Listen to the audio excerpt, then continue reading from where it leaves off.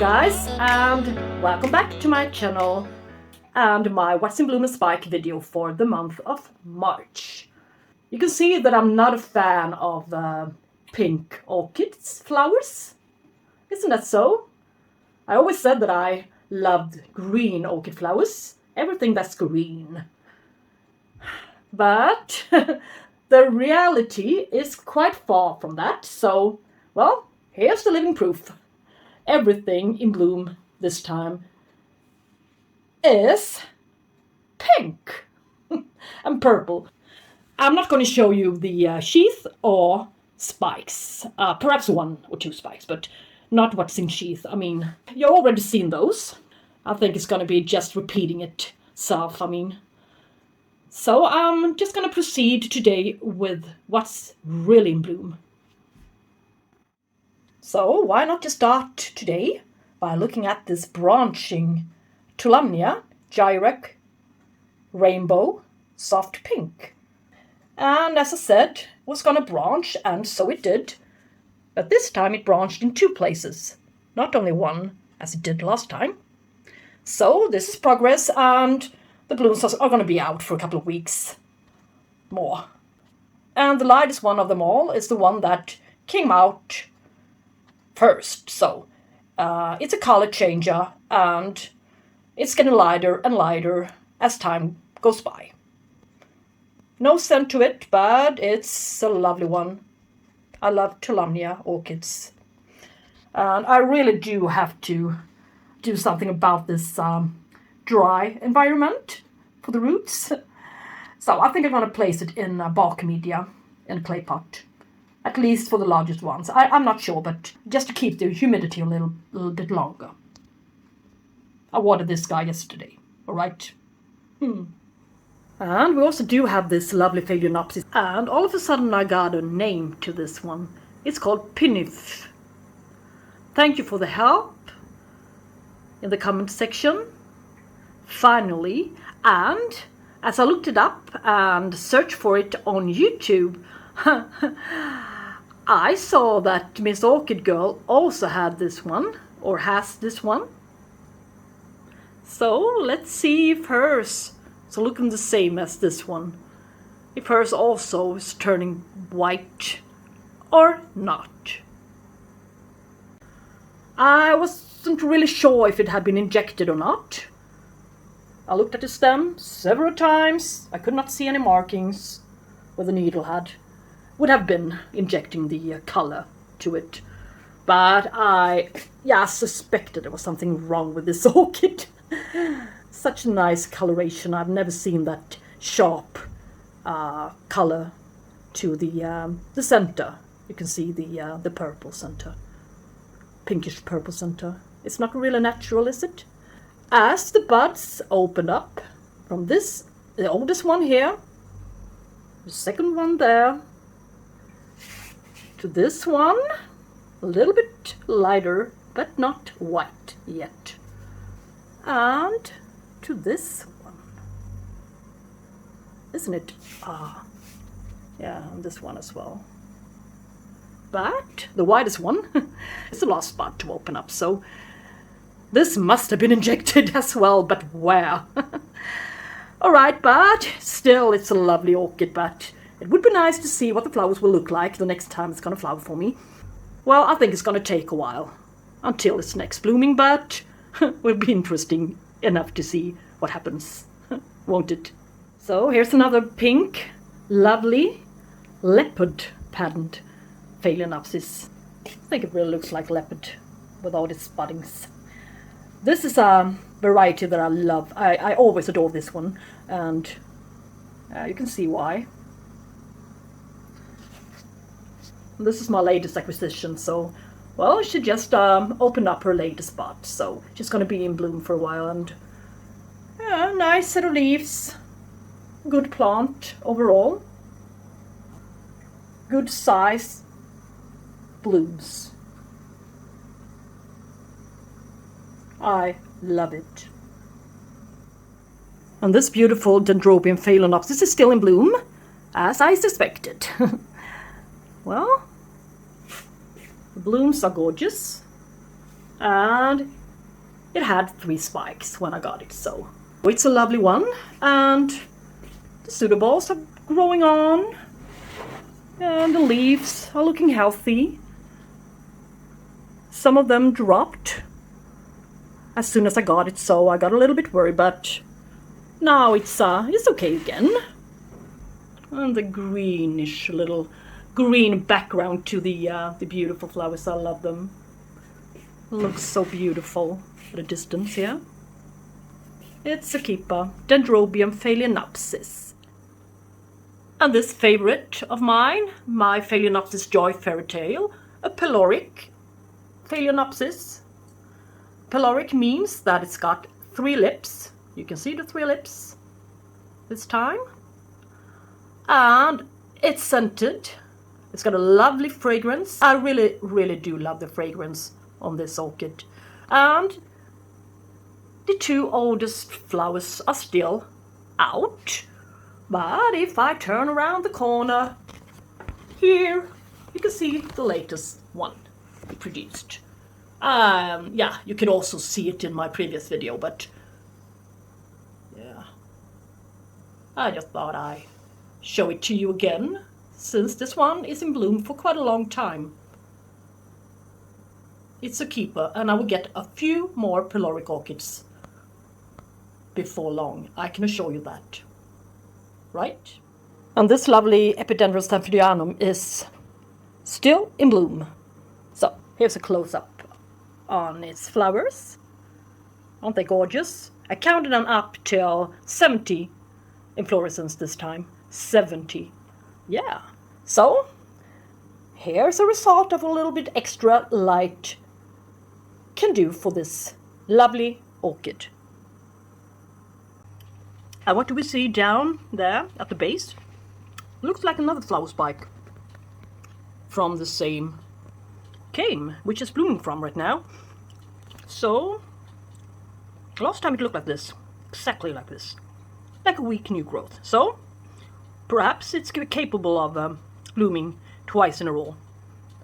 We shall see. And this little fellow is, as I said in my previous spike and bloom video, still in bloom. And, well, today I noticed something spectacular, or shall we say different, about it. I noticed the patterning, the spottings on the petals and sepals. Look, I never saw them before. Maybe I just missed them, but look really nice. I'm starting to love this orchid more and more and more for every day. And I think this is when the flowers look the best. When they are just newly opened with this little bit more greenish color to them. Yes. And a few more buds yet to come. Well, what do I see? I just took a brief look at this orchid potted up in a net basket, and I just thought, oh, it was a long time ago since I gave this little fellow some water. And what do I see? A spike for the first time on this lovely Gomeza Lecco Long Island, the one I got from as a bare-rooted orchid from Curlin last summer. So it's always the ones you never expected to bloom for you, and then all of a sudden you just discover a spike. Yeah, nice. She's going to be with us in my next spike and bloom video in April. All right, fun. And I also noticed that my Cattleya benosa from Clausen Orchid is in bloom again. But this time she's only going to give me 2 inflorescences. But it's okay. The flowers last for about 1 month, and she can bloom any time of the year, as in March, August, as well as in November. Last time she bloomed was in November 2020. So, well, nice surprise. yet again, from this beautiful Nodosa hybrid. Primary hybrid, that is. Well, easy come, easy go, as they say. Here's the Venosa flower. It opened up real quick this time, so yeah, it managed to join the March video. But where's his friend? But yeah, his friend is blasting. It never happened on this orchid before. Never, never, never.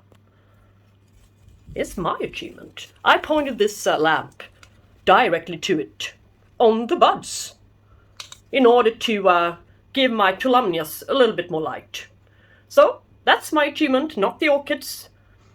But this summer she's gonna develop a lovely spike again with more than 6 flowers. So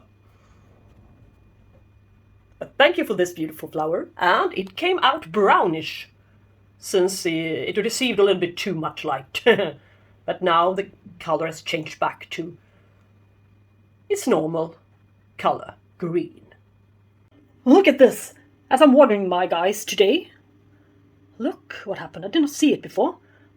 The petals has the color and has become one with the lip this time. Look at this. Well, distorted flowers, shall we say. These guys did not come out right. That much I can say, but this is nicer. Should have been this pattern on both petals, I suppose. Strange. And this favorite orchid of mine, my Miltonia Sunset, is, of course, still in bloom. But now you can see it blooming on 3 spikes. And these 2 are the latest ones to open. They've been open for a while now, and well, I do not reckon these to be this large. I mean, it's almost the size of the palm of my hand here. I mean, so my conclusion is that the fewer flowers you get on a spike, the larger they get. The pastel color is nicer on the flowers when they're fading. It's just a fact. So, as I watered this guy, my Cattleya Walkeriana, that I got in June 2020, and well, I never showed this one to you since then. But today I saw that it's producing another new growth down there. Yeah, it's green. It looks like a normal growth. But the previous growth it just produced looks like this. So I think this is a flower spike. Because this Cattleya orchid is producing her flower spikes from the base. So this is a really special one, but I just thought, okay, they come out a little bit more reddish and then they turn to green, as for many other Cattleya orchids. But now we can compare, and I think it's a flower spike. I mean, I bought it as a flower size orchid, but I always buy flower size orchids and they turn out to be, well, sometimes quite far from flowering size. But she's still sitting in her net basket, the one she arrived in, and she's doing great in there. So, lovely little orchid, a space saver. And look what I found the other day. It's my Epidendrum nocturnum that's sitting in semi-hydroculture in my semi-hydroponic shelf. One of them, that is. He suddenly decided to develop a bud here in the middle. I thought he was creating a new set of leaves, but it really is a bud, so I'm so happy. It's the first time blooming for this guy. Yay. And this Bulbophyllum falcatum is still in bloom, which is not a bad achievement for being a bulbo. This one has got the longest blooming period of all of my bulbos this far. So this one is a keeper, as I said. Well worth having. But this is the last you see of this guy's blooms for a while, but I think it's going to be in bloom until summer comes again. So until we see some decent blooming going on in this apartment again. Yeah, I think we'll have to make do with this silk plastic fabric. That's are supposed to look like Alcidian dancing ladies. Alright, thank you guys, thank you all so much for watching, and if you like this video, please give it a thumbs up. And yeah, why not subscribe? It would be fun to get a few new subscribers to help this channel a little bit forward. Alright, have a good day and thank you so much for watching. Take care until next time. Bye bye.